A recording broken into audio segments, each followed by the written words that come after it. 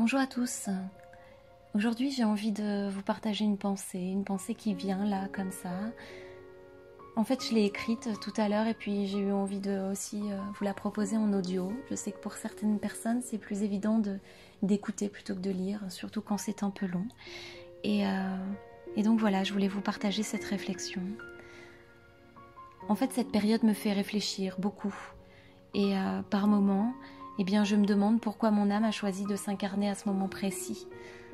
Pourquoi est-ce que mon âme a décidé que j'allais vivre cette période-là, cette incroyable période? Parce que c'en est une, n'est-ce pas? Je trouve que c'est incroyable ce que nous sommes en train de vivre, en train de traverser. Et dire qu'il y a quelques mois encore, on pouvait se caler tranquillement sur un canapé pour regarder le film de science-fiction hallucinant qu'on savait tout à fait inimaginable hors de l'écran. Et aujourd'hui, eh bien, ce qui n'était alors qu'une fiction est devenu réel. Enfin réel. Ouais, disons que ça devient vraiment notre réalité, dans cette matérialité dans laquelle nous vivons. Il suffit de regarder par la fenêtre, et si on a la chance d'habiter un peu en hauteur, c'est notre cas, nous ici, on est au 5e étage, eh bien, la vue sur la ville en sommeil, paraît vraiment étrange. Étrange, en 2 mots peut-être d'ailleurs. En ce moment, je me pose beaucoup de questions. Et avec Sophie, on a la chance de pouvoir échanger, de pouvoir partager sur nos prises de conscience, sur nos réflexions. On se rend compte qu'on a vraiment, vraiment beaucoup de chance de pouvoir partager tout cela. Avec Sophie, on se connaît depuis des vies et des vies. Ce n'est pas la première incarnation dans laquelle nous sommes 2 femmes. Et c'est pas non plus la première vie où nous sommes unis d'un amour infini. Nous avons vécu beaucoup de séparations douloureuses. La mort nous a séparés plusieurs fois, souvent dans des conditions extrêmement difficiles. La religion aussi a pu également empêcher notre amour. Et puis dans cette vie, à l'aube de nos 40 ans, eh bien, nous nous sommes retrouvés. Les chemins que nos âmes ont empruntés avant que dans cette matière-là nous nous retrouvions ont été sacrément riches d'obstacles à franchir. Lorsqu'on s'est vus, alors même que notre conscience n'avait encore pas vraiment saisi, eh bien nos âmes déjà entre elles se mettaient à danser. Depuis ce 11 septembre 2017, nous évoluons ensemble, ici dans la matière. Et pour transcender toutes ces vies passées et nettoyer ce karma douloureux, pour apaiser aussi cette peur incroyable que nous avions d'être à nouveau séparés, eh bien nous avons consciemment choisi de revivre cette séparation. On pouvait enfin vivre pleinement notre amour précieux et profond, mais voilà, Sophie a eu l'occasion de partir pendant 6 mois à 17 000 km d'ici en Nouvelle-Calédonie. Elle partait à Nouméa. Quel autre endroit pour travailler sur le nous et le moi? Nouméa, nous et moi. Son départ fut une décision vraiment commune, on l'a décidé ensemble, toutes les 2. Je vous cache pas que ce fut 6 mois très difficiles, douloureux de par de l'absence, de par la séparation, de par le manque, de par le fait qu'on ne pouvait pas se voir, pas se toucher, pas se parler directement puisqu'il y avait pas mal de décalage horaire. Mais je vous cache pas non plus que ces 6 mois ont été d'une richesse incroyable. En 6 mois, on a fait ce qu'on appelle un bond quantique. Nous avons l'une l'autre travaillé sur nous et toujours on était vraiment connectés. C'était vraiment une connexion extraordinaire, incroyable. Moi, ce que je vivais ici, elle le ressentait là-bas et ce qu'elle vivait là-bas, je le ressentais ici. J'avais jamais vécu ça de ma vie. C'était vraiment assez hallucinant. Et après 6 mois, nous nous sommes retrouvés. On avait choisi la Thaïlande pour nos retrouvailles. Et là, l'univers nous a offert une très très belle synchronicité encore. Nous sommes arrivés à l'aéroport de Bangkok en même temps. Moi, j'arrivais de Lyon, elle arrivait de Nouvelle-Zélande. Et lorsque nous nous sommes vus, eh bien, c'est comme si on ne s'était jamais quittés. C'est comme s'il n'y avait pas eu ces 6 mois entre nous, toute cette distance.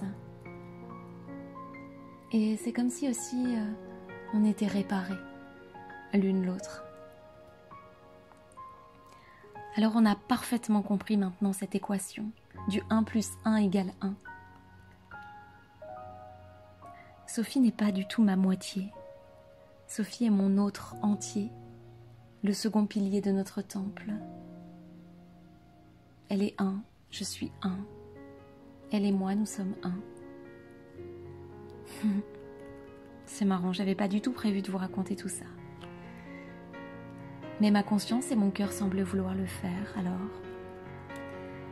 Je crois qu'en fait, si je vous raconte tout ça, c'est parce que je prends conscience de la chance que j'ai d'être confinée ici, avec ma fille et avec la femme de ma vie. Mais aussi parce que je sens que notre mission, et encore plus durant cette période-là, est un travail de lumière. Si mon âme a choisi de s'incarner maintenant et de vivre cette période de transition, ce n'est pas pour la subir, mais pour y participer, pour contribuer à ce changement.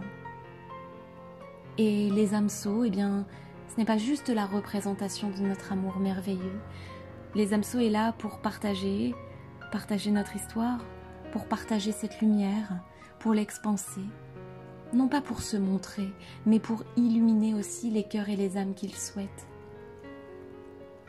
Notre mission ici aujourd'hui est celle de vous partager nos clés, nos prises de conscience, nos compréhensions, nos expériences. Non pas pour vous dire d'y adhérer, non pas pour vous en convaincre non plus, mais simplement pour vous donner la possibilité de les entendre, peut-être de les laisser résonner en vous et de nourrir votre propre conscience de ce qui vous paraît juste. Avant ce confinement, les hameçons étaient en plein essor. Notre activité était en plein essor. Nous avions trouvé le chemin de notre alignement.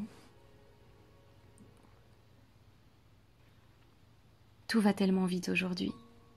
À peine a-t-on pris conscience d'une chose qu'il faut déjà passer à la suivante. En tout cas, c'est ce que nous ressentons. Nous avons l'impression que là-haut, nos guides nous demandent d'avancer encore plus vite. Ils n'ont pas toujours conscience qu'ici-bas, nous avons besoin de plus de temps, que l'énergie n'est pas aussi rapide dans la matière. En ce moment, tout est en pause. En apparence, car énergétiquement, j'ai la sensation que tout bat son plein.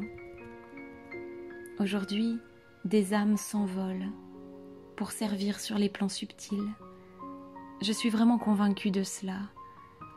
Et pourtant, ici sur Terre, mon empathie est si grande que je ne parviens pas à retenir mes larmes.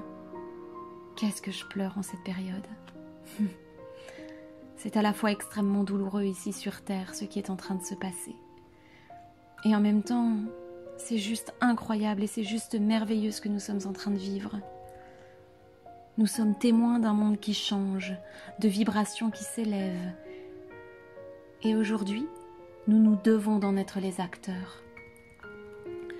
Nous, vous, qui avons la chance d'avoir des outils, d'être des êtres conscients, nous n'avons d'autre choix aujourd'hui que de répondre présent à nos vocations, d'accompagner chacun et chacune vers sa propre lumière pour rendre la lumière au monde, à notre terre.